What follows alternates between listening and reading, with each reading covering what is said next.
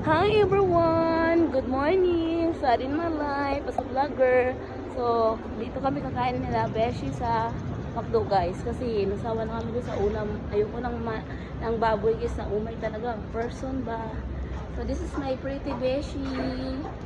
So, yan. So, ito talaga yung ano. Ito talaga yung oo. Ngayon lang kami nagkasama guys. Kasi straight din siya sa store niya sa kabila. So, yun yung mga kasama namin guys. So, ang bibilis nila maglakad. So, oo, gutom na yan talaga sila guys.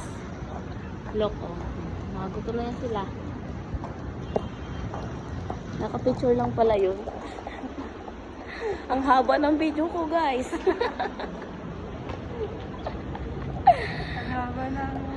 Ang haba ng video ni Beshi ko. Yung likod lang ang kita.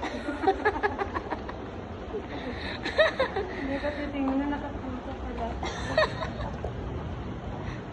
Dapat pala tinanong kita kung ilan na yun. Dapat tinanong mo. Nawala rin naman sa isip ko. So yan guys, minsan yun na yung aking boses ha. Kasi paus-paus talaga ang person. Kasi galing ako kagabi talaga sa concert ba. Nag-concert ako, panalo ako guys. Panalo ako sa tulugan. So yan. So dito kami sa McDo guys. Dito talaga kami sa McDo. Sa ano, Texas Roadhouse. So diba guys? Marating na kami ng ibang bansa.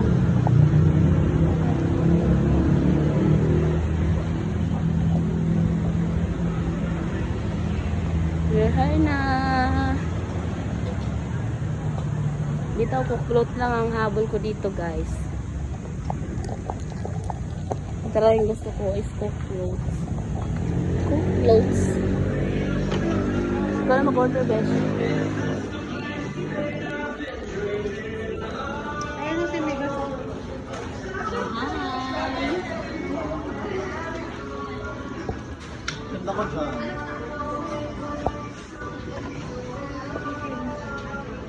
Alam mo kung ma-order ka dito kasi ano ka dyan baka. Hindi ka na beshi. Mag-order ka na dyan. Sabay mo na ako besh. Yan.